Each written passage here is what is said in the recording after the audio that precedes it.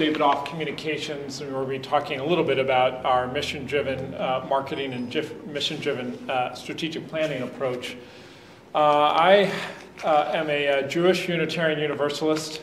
I was raised as a Unitarian Universalist, but maintaining some Jewish traditions, so I consider myself a cultural Jew and a religious Unitarian Universalist. And I think what I learned really from both goes back to a story of my grandmother complaining that her daughter had become a Unitarian Universalist, and her shrink one day in a session told my grandmother, she said, you know, your daughter, my mom, is a much better Jew than you'll ever be.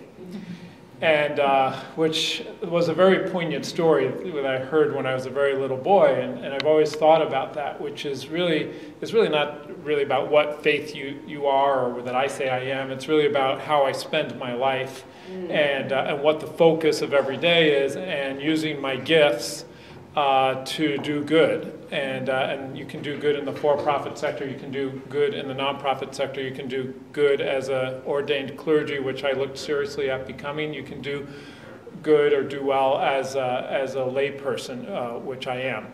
And so I guess I bring those questions, and I wrestle with those questions every day, I guess is the answer to your question, is just being willing to engage and wrestle with the question of what am I here to do.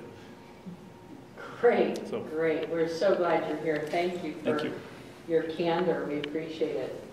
So we have a good group here, and we've begun to touch on some important conversations. I want to just spend a couple of minutes and have us wrestle, like Jacob with the angel from the Hebrew Bible, with this question of, so what is gospel entrepreneurship? So if we were the people responsible for crafting a definition, or if we could point to it and say, this is gospel entrepreneurship, we would have something that we can articulate even to ourselves and to others. So we've been poking at it from different places, and we're going to keep poking at it, but I want to just take a moment and specifically ask us this question.